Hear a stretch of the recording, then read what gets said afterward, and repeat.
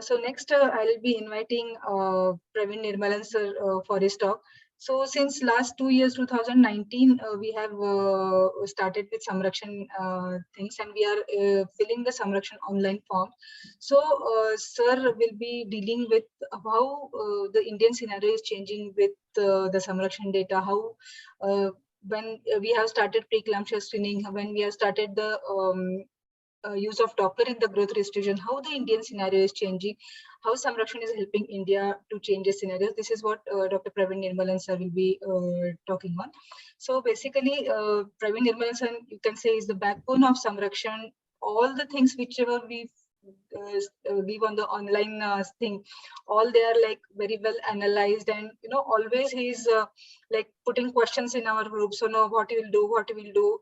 He's just stimulating our brains in different aspect of the preeclampsia and things regarding our own country. So basically, sir, is basically trained from Thrissur, Kerala, and has done fellowships in Mumbai, and has done his masters in public health from John Hopkins School of Public Health in USA. He is a lead national and international. He leads national and international research since 2 decades in ophthalmology. Basically, sir is ophthalmologist, but we feel that now he's a radiologist. So much he knows everything about imaging and radiology. So he has done this research in ophthalmology, public health, obstetric gynec, and critical care and radiology. Is a big, as I told you, is a backbone of Samrakshan and preventive radiology program. There are over 80 publications in various journals. Sir is also monitoring over 200 MD, DNB, and PhD students, and the clinical data and everything statistic related to that.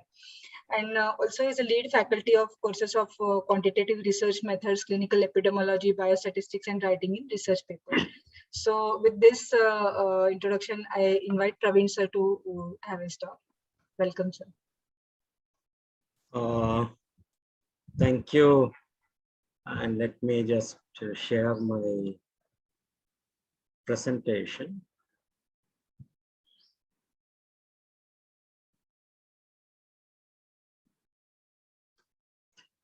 So let me start by thanking IRIA Kerala, the IRIA Samrakshan Committee, and the IRIA Preventive Radiology Committee for giving me this opportunity to present to you the results, and be focusing mostly on the results of the Samrakshan program. And this presentation is, I'm doing the speaking, but the presentation is for the team Samrakshan that has done the groundwork, done all the hard yards. And I would like to therefore thank the IRIA Samrakshan Committee who have been doing this, the committee for 2022, who have been doing great work in the field of perinatal mortality in India through this program, and for trusting me with the responsibility to give a fair communication regarding the results. The talk would have two sections. One where I discuss on the genesis or the origin of Samrakshan, and then where I move on to the results of Samrakshan. And before we start, let me request you to have a look at this slide where we are comparing the numbers and the rates between the UK and India in terms of childbirth, in terms of the incidence of preeclampsia, in terms of actual numbers of preeclampsia. And I want you to look at the slide quite carefully for two reasons. One, very obviously, we have a large number of childbirths. We have a large incidence of preeclampsia. We have a large number of women with preeclampsia. So we know we have a problem. If you look more carefully, you can see that we probably have more radiologists in India than the number of women with preeclampsia in the UK. In the PE numbers, you can see that we have about 18,000 radiologists in India. UK has just about 16,000, less than 17,000 women with PE. And it struck us that in spite of having the expertise, in spite of having a huge population of women with preeclampsia, if you look at evidence, either in terms of clinical evidence, in terms of programmatic evidence, in terms of what can be done, there is a big disproportion between the research and the evidence that comes from the UK and has come from India. And that led to a thought that, well, maybe it's time that we need a program that is centered on the Indian women. A program that acknowledges that we have a huge problem in India, that acknowledges that we need evidence from India. And that program has to be compassionate. It has to understand the fact that the pregnant woman in India has got several factors that are running around her. It's not just a reproductive need that is being met. There are social needs, there are family needs, there are identity needs. There's a whole set of different dynamics that are running around the pregnancy with the women in India. And so there has to be an element of compassion in this program. There has to be an element of justice where we understand that we must meet the needs and rights of this woman in India. And it has to be equitable. It has to be something that she can afford. It has to be something that her family can afford. Given the highly patriarchal system that we have in India, even though that's changing, we must acknowledge that it must be something that this particular woman can afford to access and make use of. And something that the family would not mind offering to this woman. We then figured that we need evidence. And it should not be just evidence. There is evidence out there. We need evidence that is locally relevant to the different situations that we have within India. That's relevant to this particular Indian woman. And the evidence must be inclusive. And when I say inclusive, we are looking at two aspects. I would interchange I and we as we talk, but essentially it means we, because it's a team of. So we're looking at two aspects here. We're looking at aspects that the evidence must be inclusive of all sections of the population of Indian, pregnant Indian. And equally important, the evidence must be inclusive of all levels of healthcare practitioners. It should not be evidence that's coming only from select tertiary care centers, because then we miss out on what's happening. 90% of what's happening with the pregnant woman is happening at the secondary level, at the smaller nursing homes, at individual practices. And if we don't include them, if we don't include their learnings, then the evidence becomes skewed. And so we wanted inclusiveness in two directions: inclusiveness on the populations that are going to be included, inclusiveness on the healthcare providers as well. Evidence, solutions, plenty of it in the literature. I mean, we are quite happy with it, that there is plenty to work on. We have the aspirin trail. We know that 150 milligram of aspirin, low dose aspirin once a day, started early, works. We have the screening for preeclampsia by maternal factors and biomarkers at 11 to 13 weeks gestation. We have the calculators available to estimate the risk for preeclampsia and for FGR in the first trimester, second trimester, third trimester.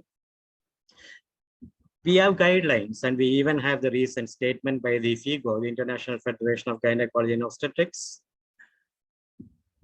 on screening, a pragmatic guide for first trimester screening and prevention that advocates the use of 150 milligram of low dose aspirin. So we have evidence there. We have evidence. We have the means to estimate the risk. So we have something to start building on. And so we said, okay, now let's start scaling up. Then let's look at skill enhancement to bring all radiologists in India up to scale. Let's start a training program. Let's start a series of training programs. And so we developed trimester specific protocols that integrated fetal Doppler into the routine ultrasound assessments. We held a series of continuous medical education programs that were initially offline. And then when the COVID virus decided to pay a visit, we converted that into online webinars and continued the CMEs. Equally important, we formed learning groups after each CME where we could continue to support, mentor, and learn from each other based on the experiences of doing what we had suggested as part of the protocols. Because essentially every program is as strong, only as strong as the weakest link. And if the weakest link is really weak, the program is going to fall down. And so we wanted to make sure that everyone is well trained, everyone has the opportunity, has the freedom to contact us at any point of time. Us meaning any trainer or any mentor at any point of time, 24/7, with any doubt that they have relating to either the implementation of the protocol, an actual case, how doing it. And we formed WhatsApp groups, we formed Telegram groups, we had forums where we had lectures and videos played in. We have a library set up where we have documents and videos placed in. We have a playlist, a video playlist of all the Samrakshan related educational videos put up, and that's there on the IRIA website as well. If you look at the programs menu button on the top, and under that you can see Samrakshan, and if you click on that, you can see all of this. So are we now ready to apply solutions? We have evidence, we have scaled up, we have trained, we know that there is a need, we know that we have the frame of the program in mind, that it has to be compassionate, equitable, providing justice to the women. Are we there yet? And we came to the next problem that we have. And it's a problem that I think we must seriously consider. I would request you to look at the two women there and then try to find similarities between them. Granted, they both are young. Show me a woman who is not young. They both are beautiful. Is there a woman who is not beautiful? Both of them are strong. And we know that women are strong. That's what nature tells us. Nature gave the responsibility of propagating our species, the human species, to the woman, because nature knew that man can inflict pain, but man does not have the capacity to bear the pain of childbirth like a woman can. So we know that they're strong. But other than that, are there really similarities between these two women? And so we thought, so then can we just take the solutions that have been developed in a particular population, apply it as it is to our population? Will that work? It can be the best of solutions. It can work, but that's not the point. The point is, do we know that it will work? And so we said, well, that's the best evidence we have now, so let's apply that. But let us also check to see how well is that working. So let's gather evidence of that. So how do we gather evidence? Do we need to gather evidence? That led to a lot of chatter saying, well, the evidence is already there. ASPRE has done this, FMF has done this, Barcelona has done this, people have done this, and they're well-conducted studies, no doubt about it. They're well-conducted studies that we should replicate. Do we need to then reinvent the wheel? So I bring you back to the point that we had when we started Samrakshan, that the evidence must be locally relevant, must have local relevance. And if it must have local relevance, it must be generated from our population. It must be inclusive in terms of the diversity of women that are being included in the program. It must be inclusive in terms of the practitioners that are contributing data to the program. And we must evaluate this. So we also said Samrakshan must improve the quality of care that the pregnant woman receives. That's non-negotiable. Must meet a clinical outcome concerns. Non-negotiable. Must generate evidence for questions that matter to her, that matter to this particular pregnant Indian woman. And so we designed the Samrakshan forms, where we said, well, let's then document this systematically. Let's collect information on this and let's make it easier. Let's make it an online Google form, which is privacy protected, anonymized, and let's have an online submission. And the form for us had two primary purposes. One, a learning teaching moment, where at each variable, as you're documenting it, you get doubts, you clear your doubts with your mentors. And so there is a learning teaching moment happening with the filling of the forms. And the forms were initially being transcribed on paper after you have seen. So as you're doing it, you're starting to think, well, why is this so? Why is that so? Why is this happening? Talk to your mentor. We have dedicated WhatsApp groups, Telegram groups for that. So talk to your mentor. And then you have a discussion on that. You have an individual discussion, one-on-one. You have a group discussion as well, peer-to-peer learning. The form was also the basis for us to look at, see what's happening, or data analysis based on what is coming from this. So we designed the forms for it. So now we were ready to apply the solutions and see what's happening. And that is the genesis of Samrakshan. And want to share the genesis of Samrakshan because sometimes when programs move further along the line, we tend to forget why they were formed in the first place. We tend to forget the ethos behind it. We tend to forget the work that went behind the development of the program. And it's important to keep that in mind so that further directions can happen aligning with those base concepts. So Samrakshan started in July 2019.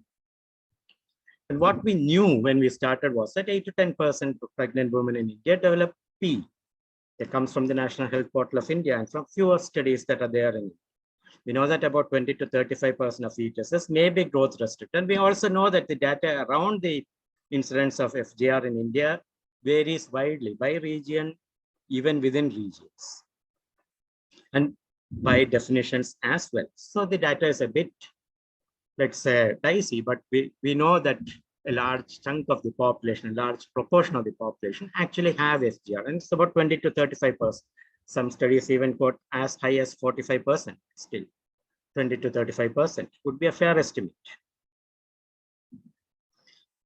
We know that we can assess risk using clinical details, map, and the mean uterine artery Doppler at 11 to 14 weeks, and we can categorize people into preeclampsia or FGR. We know that's possible. Now the question is, will the algorithm call everyone as high risk? And what Samrakshan found, what we found in Samrakshan, and this is where I start talking about the results of Samrakshan, of what we found. This is based on the data that we found, this segment of the talk. Samrakshan found that nearly 1 in 5 women in the first trimester may need low dose aspirin, 150 milligram, once daily at bedtime, and based on a 1 in 150 cutoff. So 1 in 5. And when we looked at the what happens if we use a cutoff of 1 in 100, what happens if we use a cutoff of 1 in 50 to these numbers when we say 1 in 5. If we use a cutoff of 1 in 50, it's less than 1 in 10 that's being picked up. So you can see that the numbers change and change drastically. And that is probably more in tune with what we know as the prevalence of PE in India, 8 to 10%. But it sort of 1 in 15 sort of means that you're looking only at the more severe cases. So the question is, why did you choose 1 in 150 then? And the reason is that Asian Indians have a higher background risk for PE and FGR. And so we want a higher cutoff that is capable or allows us to also get the milder cases, milder risk levels of women into the screening, into the program, into the surveillance. And so we chose 1 in 150. The FMF also says that for African and Asian women, 1 in 150 is appropriate. And it was important for us, as more important, equally important for us was the fact that many women do not return for follow-up assessments. First trimester assessment in India uptake is around 70%. For ANC assessments, it's less than 60%. Even in the recent National Family Health Survey 5, ultrasound assessments are about 60 to 70%. So we know that one-time visit, we may not get another opportunity to get hold or manage that woman. So we need to get them. When we get them, we need to maximize our ability to provide the best care to them. So I said 1 in 150. And if we find that the woman is at high risk, then we start them on low dose aspirin, 150 milligram once daily at bedtime. And we continue till 36 weeks or till childbirth or till the development of preterm P, whichever is earlier. Now in the second trimester, we have the routine ultrasound assessments, we have the TFA, and then we integrate fetal Doppler. I'm not going to go into the details of the second trimester assessments here. In the third trimester, our primary focus was on, besides the estimation of risk of preterm and term P, was on the use of fetal Dopplers and staging of FGR, and we use the Barcelona protocols, and we have already heard about the Barcelona protocols and how they can be applied. I'm not going to talk more about that here. And we looked at the program forms and we analyzed the program forms, and we found that most of the data was coming from individual practitioners residing in mostly rural tier 2 cities, tier 2 towns of India. So we had data from academic teaching centers, we had data from tertiary care centers, and we had a lot of data from individual practitioners, diagnostic centers, group practices, spread out all over India, 16 states in India, nearly 40 districts. So we have, and more, we have a mix of urban, we have a mix of rural data. So we have, I wouldn't call it entirely exactly representative data for India, but we have a fairly representative data for India. And more importantly, we have evidence from the program. So this program was not designed as a multi-center research study with strict rules. The program is a program, but we are building in evidence from within that program. So in terms of screened numbers, first trimester, second trimester, third trimester, nearly 5,000 women in each trimester have been screened. And we have childbirth outcomes for nearly 3,000. So nearly 3,000 childbirth outcomes. What's the impact on PE? We found that the incidence of PE reduced from 9.85% at baseline when we started Samrakshan. When I say baseline, we took the first year of the program as the baseline. We didn't want to rely only on the 8 to 10% that was previously known. We looked at the first year data as a baseline, and it reduced from 9.85% to 2.76%. And if we extrapolate that incidence, PE reduced from 24 lakhs to 8.28 lakhs through the program. And that's a significant reduction. You could see that it matches with what is already known in terms of applying the ASPRE results, that it would reduce by about 16 lakhs. We are seeing that here. We are seeing that in real time. We are seeing that as evidence from within our program, that it has reduced from 24 lakhs to 8.28 lakhs. We found that preterm PE developed in only 20.51% of high-risk women. So low-dose aspirin actually benefited 80% of high-risk women, which is again what ASPRE says. The ASPRE trial puts in that it will benefit about 75 to 80% of women or 82% of women, and we're seeing that. We are seeing that within the program. And among the women called as low risk by the algorithm in the first trimester screening, only 1.94% developed P. So we are seeing that the algorithm is helping. We are seeing that the use of low dose aspirin is helping, and we are gathering evidence that from our population, from our program, that this is actually happening. How about the impact on FGR? We found that the incidence of FGR reduced from 33.71% to 11.71%. And if we extrapolate that, we are seeing that FGR reduces from 10 millions to 3 million. Huge reduction. Mean birth weight, we found that the mean birth weight improved from 2.64 kilograms to 2.75 kilograms, which if you look at it, seems that, well, it's not too much in terms of the decimal points, but it was still a significant, statistically significant improvement in the mean birth weight that we are seeing. Preterm births reduced from 29.54% at baseline to 19.28%. And if we extrapolate that, we are looking at preterm births reducing from 69 lakhs to 32 lakhs. A huge reduction. A huge reduction.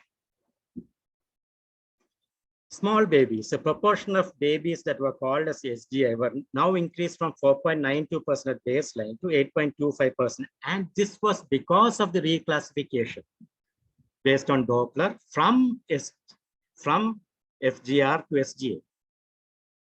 We have seen the definition of SGA, in the previous presentation. EFW, estimated fetal weight, 3rd to 10th percentile, and a normal Doppler. And the reclassification actually shifted the number of babies that were now being called as SGA. Earlier it was 4.92, now it's 8.25%. And does that matter? We can see that, and when we extrapolate those percentages, nearly 22 lakh fetuses are now reclassified from FGR to SGA. From FGR to SGA. And again, does that matter clinically? It does matter clinically. Stage 1 FGR, what we found through the Samrakshan program was that, and through the surveillance and through the communication with the obstetricians was, and other stakeholders, was that stage 1 FGR babies carried to term improved from 56.94% to 75.32%. So earlier 1 in 2 babies was preterm. Stage 1 FGR babies was preterm. Now it's just about a quarter that's preterm. 75% is being carried to term and is being delivered at term. We looked at abnormal Doppler in the 3rd trimester, and we found that fetal Doppler test, anyone, either the uterine artery, the umbilical artery, the MCA, or the CPR, was found to be abnormal in 1 in 5 pregnancy in the 3rd trimester. Does that have clinical implications? What we found was that the 3rd trimester abnormal fetal Doppler tests were significantly associated with late stillbirths, an odds ratio of 37.2. And yes, the 95% CA shows a wide range, but that's because the number of stillbirths is on the lower side. And so the 95% CA will naturally be wide. It's not a narrow range.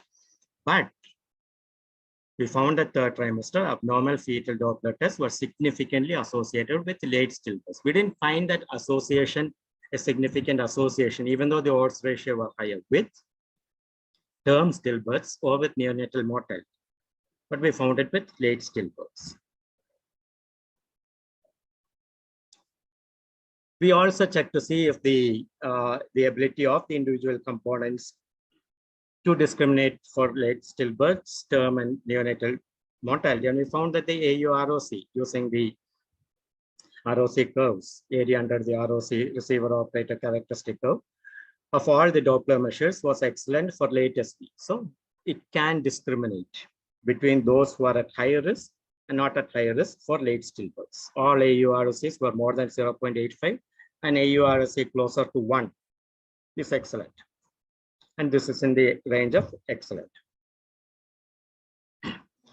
Equally important, what we found with the analysis of our data, it's something that we must discuss, and probably we'll be discussing through the series of webinars that are being planned after this, through this week, was that in fetuses with a weight, estimated fetal weight more than the 10th percentile, we still found abnormal fetal Doppler tests. And that's a group that we usually tend to say do not need to be monitored.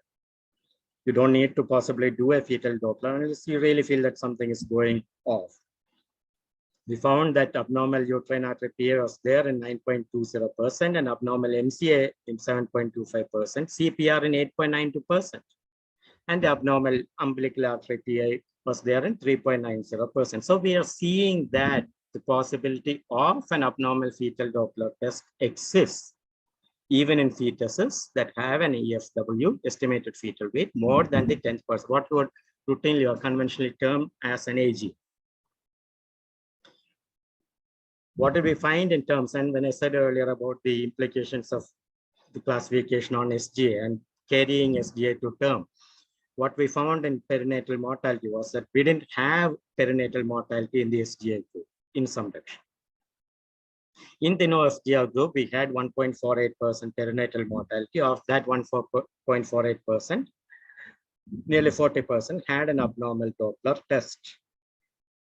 And the remaining did not have. Now, an abnormal Doppler test is one marker, but you can have a sudden deceleration of fetal well-being even before the Doppler picks it up and other measures picks it up, as especially in term, and especially if the baby is not is an AGAB.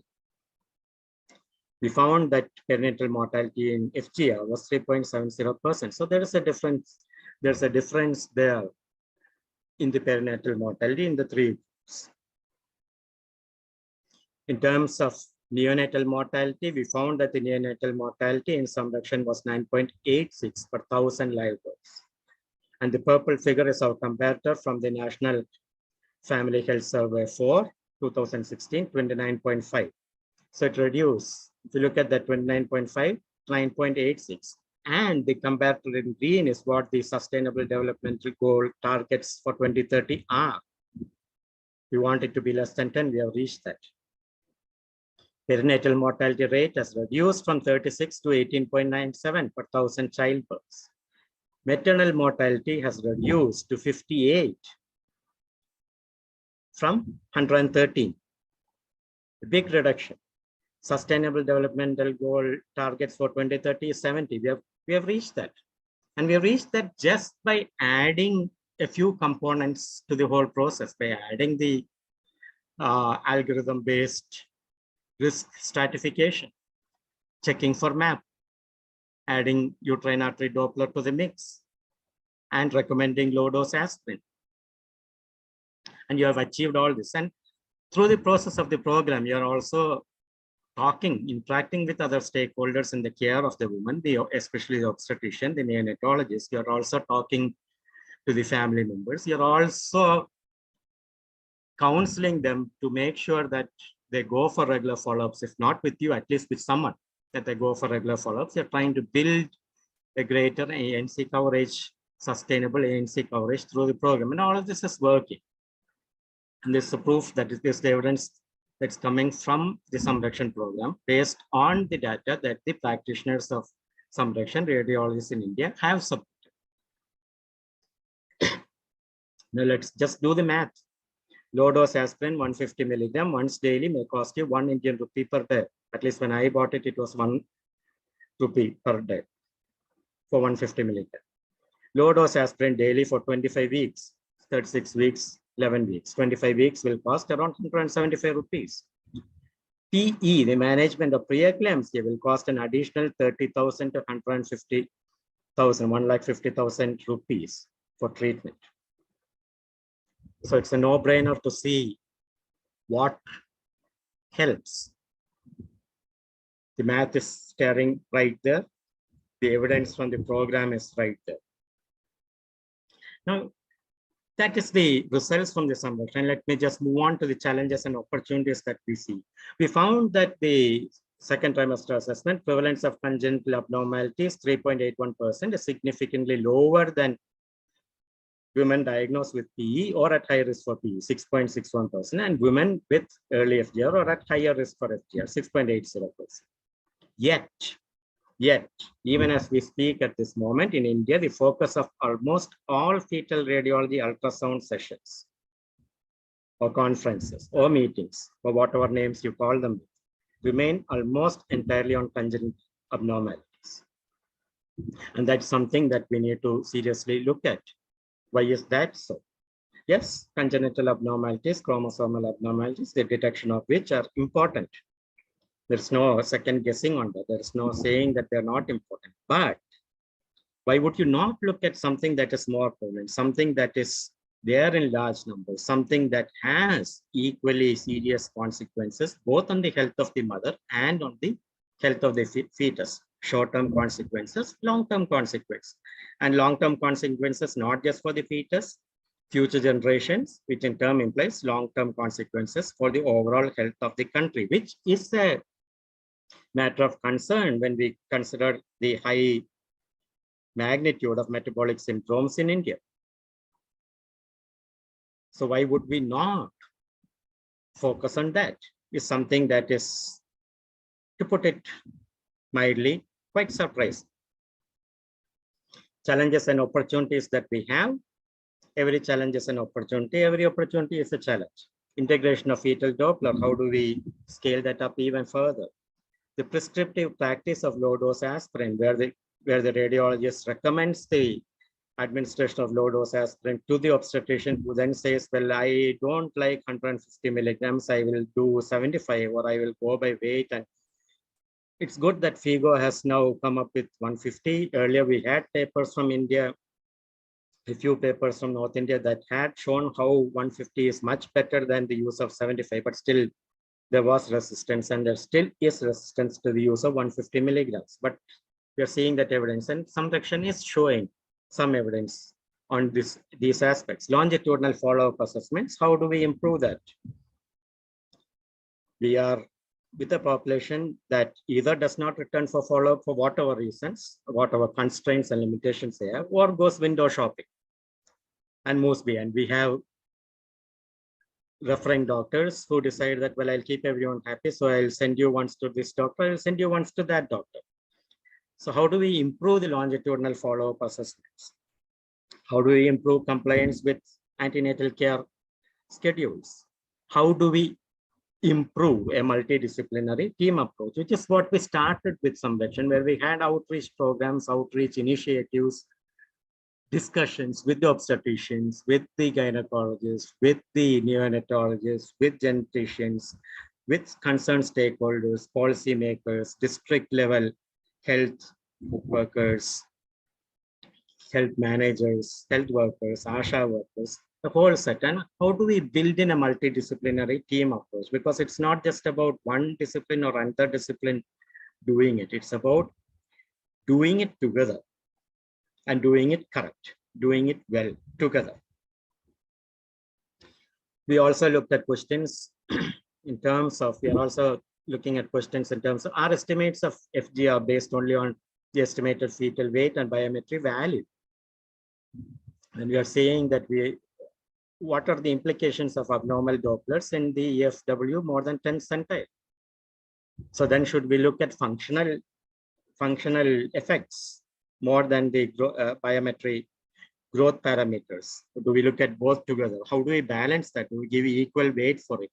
So when we consider the diagnosis of FGR, when we consider the management of FGR, how do we place the balance and how do we weight these factors? And that's something that we need more data from India, especially as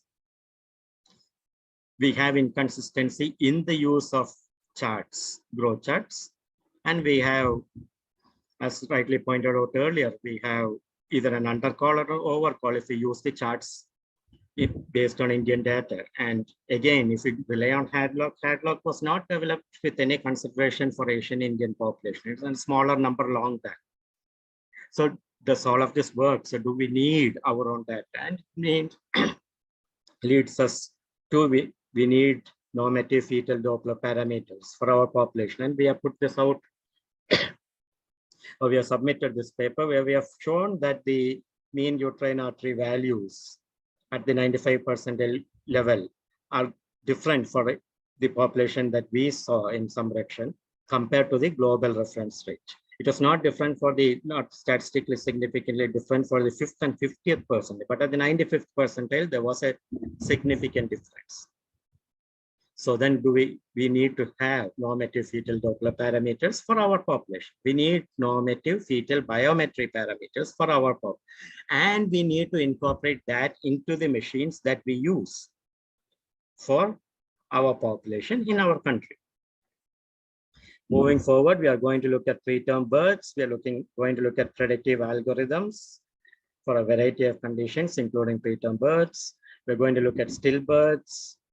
We're going to look at the fetal environment. We are going to look at perinatal hypoxia. We are going to look at the placenta. And we are going to look at maximizing and obtaining more of our data and generating more evidence from our own data based on our own pragmatic real-life experience from the ground. We are also adding on multi-center studies to the program, targeting focus questions, and that has started, and we have started a few multi-center studies now with very specific focus questions, and where we get into greater depth. So building in on top of the program, we are now starting to build in a more structured, more systematic, more rigorous, if you might call, more rule-based research program. And it all comes from the fact that we know and we understand that there are a lot of questions to answer that we need to answer to improve our capabilities to provide the best possible care for. We are looking at automated data capture and mining so that the hassle of re-entering data onto a paper or onto an Excel spreadsheet or onto a Google form is taken care of, and that we capture data directly from the machine. And equally important, we are starting to work on the development of dedicated skill enhancement training centers, where we can train people on the ground, in the communities, within institutes, within diagnostic centers, within individual practices, how to implement these processes, not just as a theoretical exercise, but as a practical, see, do it yourself, practical exercise. We have decentralized, we try to decentralize as much as possible. We believe in that. And we have now 2 decentralized community models of Samrakshan that are coming and that have started actually. In Guna, Dr. Lalit Sharma has started the IRIA Barossa program that is integrating with the district health managers at different levels, including the district collector and the district health workers at different levels, the IRIA Barossa program. At Hardha, again in Madhya Pradesh, we have Dr. Akanksha Begal, who has started the integrated Samrakshan clinics, where she is building in and has already started building in a multidisciplinary team that works together, including a data entry person, including the obstetrician, including the radiologist, the fetal radiologist, the neonatologist, all working social workers, all working Anganwadi workers, ASHA workers, all working together to provide a complete package of care for the women. So we have the decentralized community models of Samrakshan that have started coming. Now I'd like to dedicate this talk to the selfless practitioners who shared funds so that we could improve collectively. Without them, there is no Samrakshan. Samrakshan, Dr. Shilpa said Praveen is the backbone of Samrakshan. Completely wrong. I'm an appendage somewhere in the whole body of Samrakshan, possibly the appendix. Samrakshan, the backbone is the practitioners who have done the protocols, who have implemented the protocols, who have filled the forms, who have come back to us and told us that, well, this is not working, this is working, and who have helped us to improve collectively. This talk is dedicated to each one of them.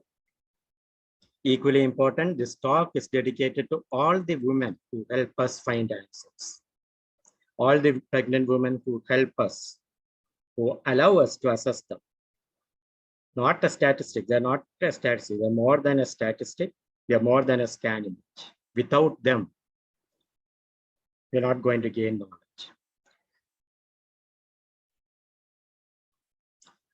And I leave you with a message from Dr. Kavita Aneja, who is from Delhi, who's also a member of the Samrakshan committee.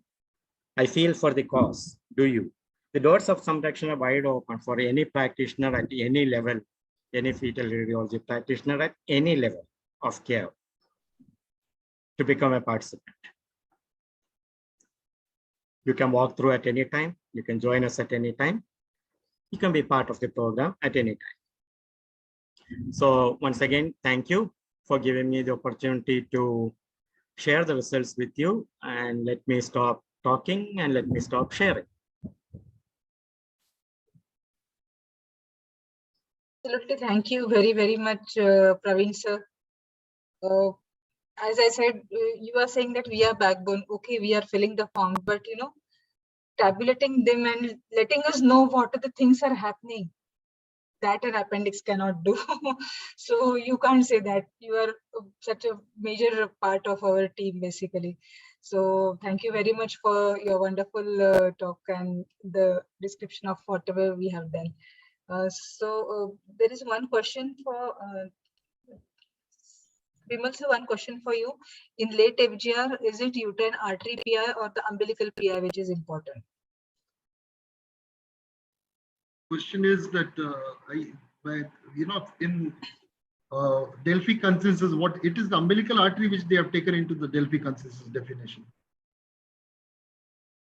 But for all practical purposes, you have a fetal weight less than 10 centile, and even if you have a uterine artery which is abnormal, you should take it as FGR. Because usually, umbilical artery abnormality will come much later in late onset FGR. Especially if you are doing your scans at 34 weeks, 35 weeks, you may find umbilical artery not greater than 95th centile.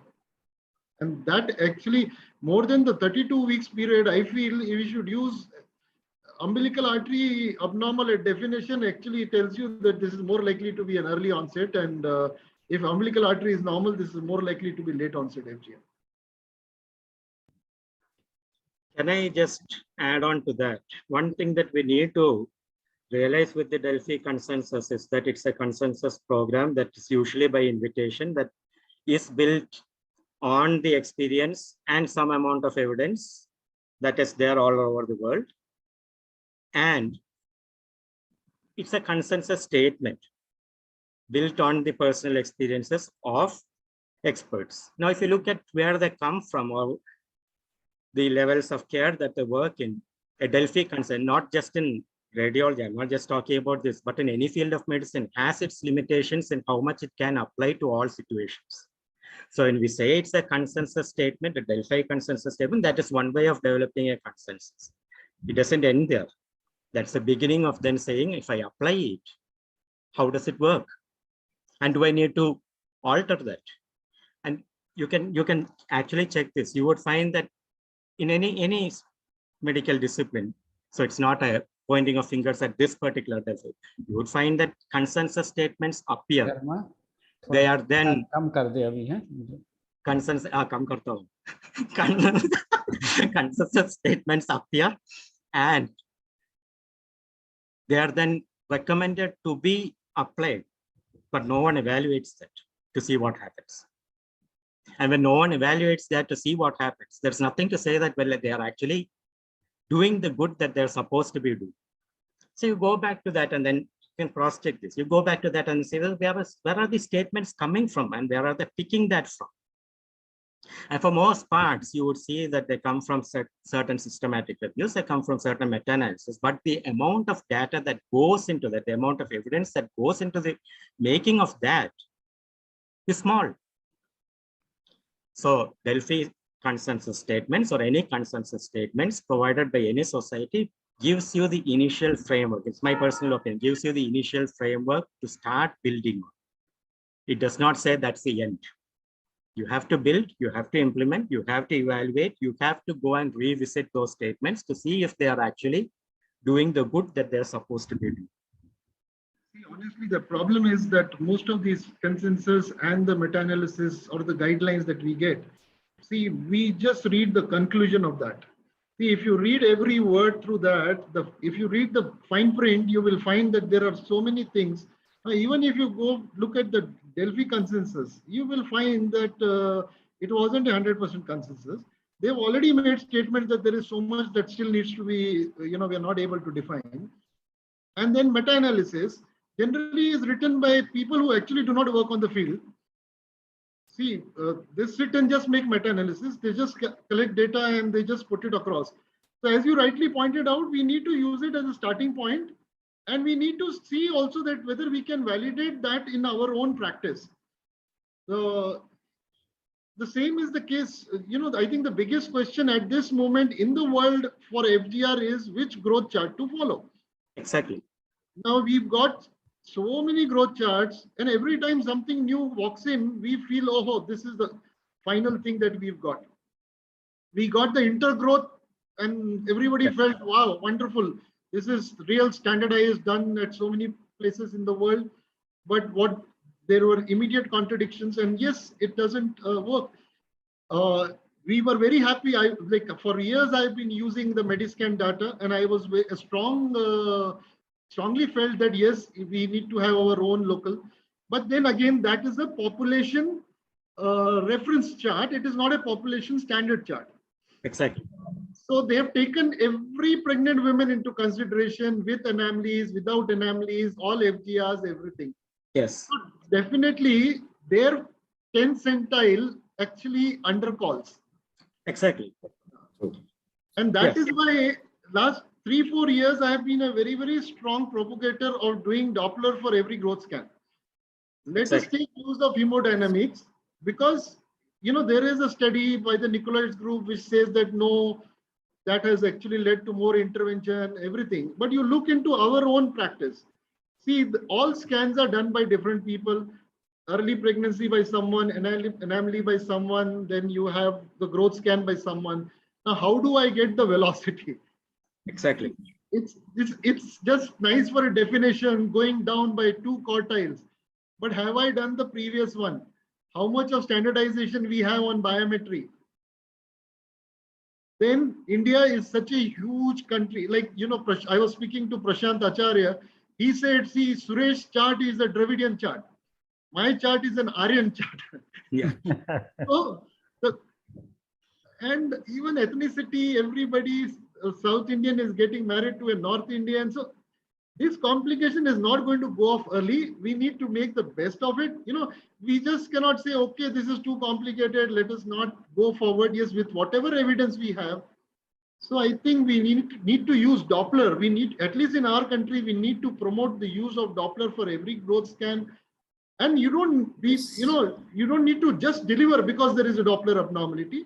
It just tells you, yes, this is the fetus that we need to put them into more closer surveillance than. Yes, that has been the challenge with Samrakshan also. We have said that we want to do fetal Dopplers for all fetuses. And then the challenge was that, well, if the EFW is more than 10 centile, why? And so when we did it, we found that if 10% of fetuses with an estimated fetal weight more than 10 percentile are having an abnormality, then are we missing something? Again, as you said, not all of them are going to have a problem. Not all of them need to be delivered immediately or even in the near, but at least you're starting to think that, well, I need to look at that and I need to look at them and I need to see what is happening with them. And maybe there's a group of them that can be helped and that needs immediate intervention or closer to near immediate intervention.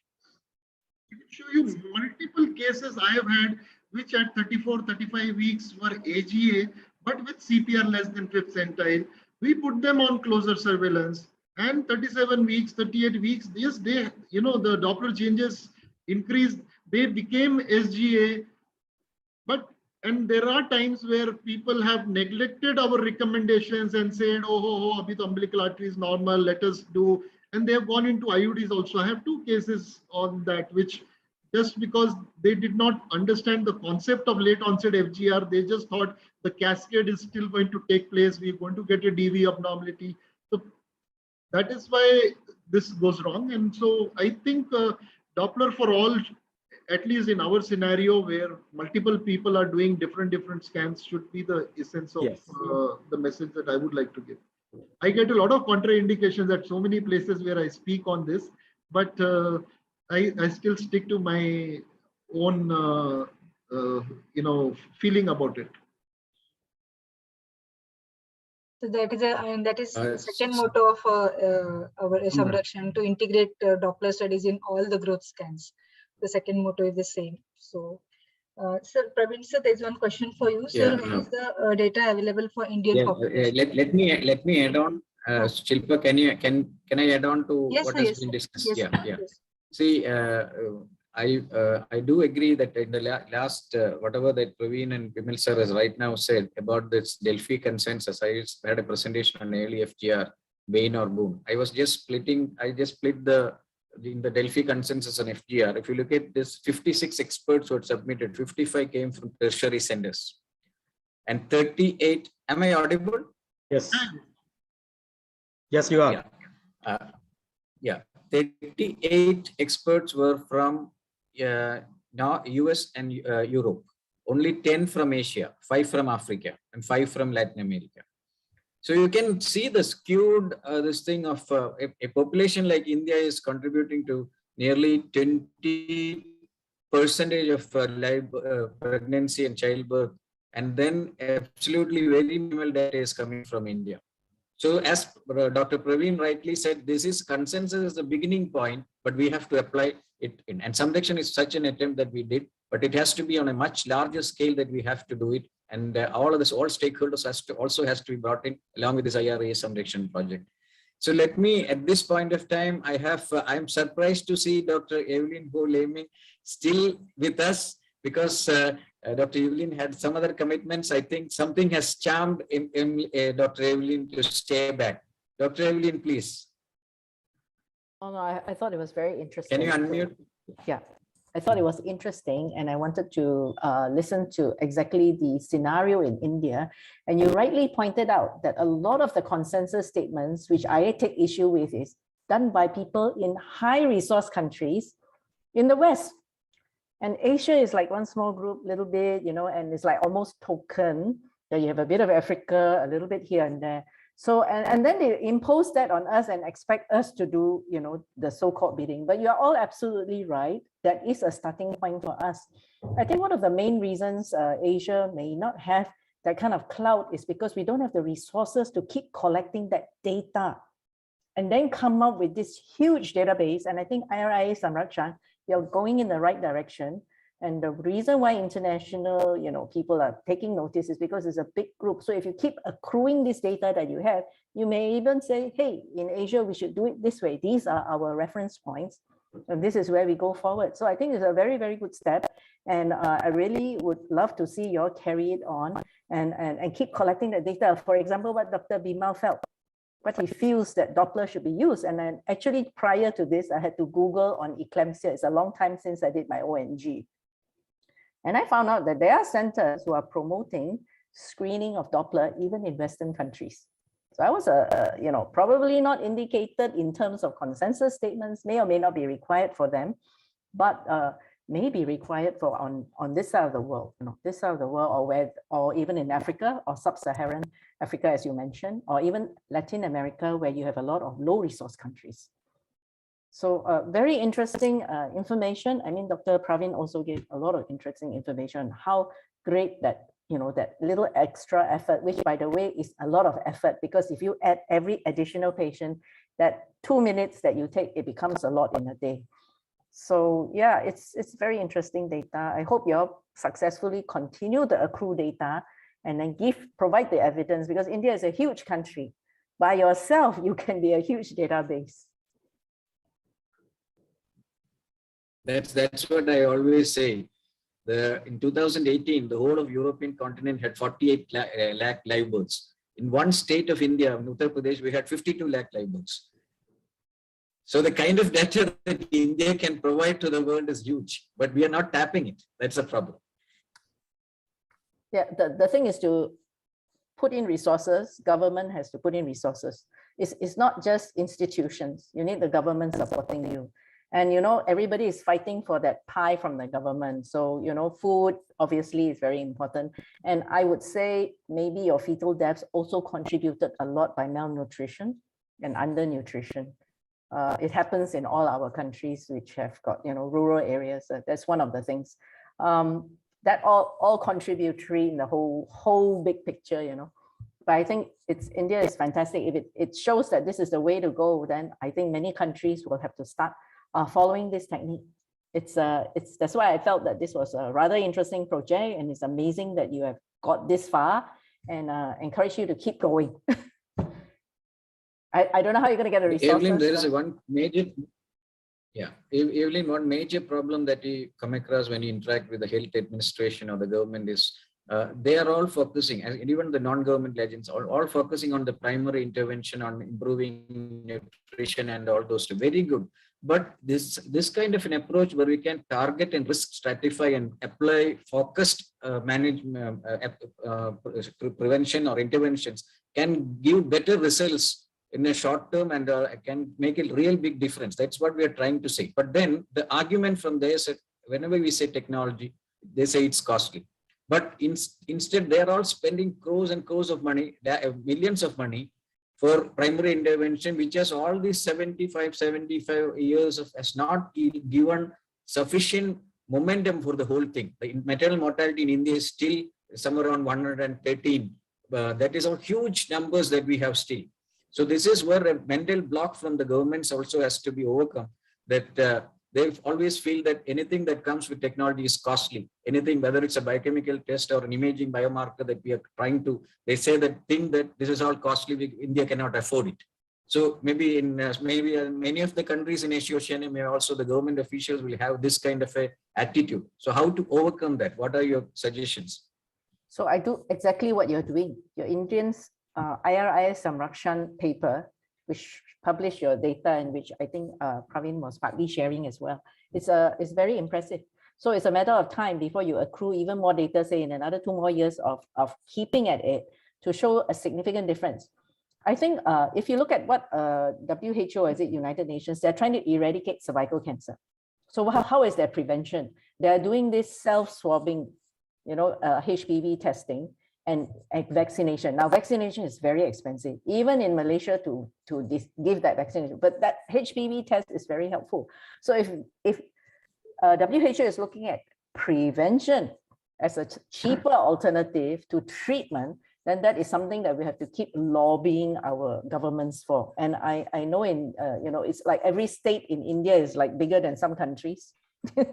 Your states are huge in terms of not just number of people, but in terms of its size as well. So I can imagine the logistic problem, but actually, this is where ultrasound, if we keep using it, the costs will come down. And like we did, I remember some pilot project where they used the mobile phone to do the ultrasound for antenatal checkup, and it does save women's lives. And that they can just go in, the midwife just goes into the village to do it. So I think these are the types of areas in which we touch on using technology to prevent disease, then the governments will be better. And I have to agree with you, all governments like what looks good to the people. So it's the same with breast, right? It takes a long time to tell them prevention is better than cure. So because mammography is very expensive. So until now, Malaysia cannot afford a full-scale population-based screening program because it's too expensive.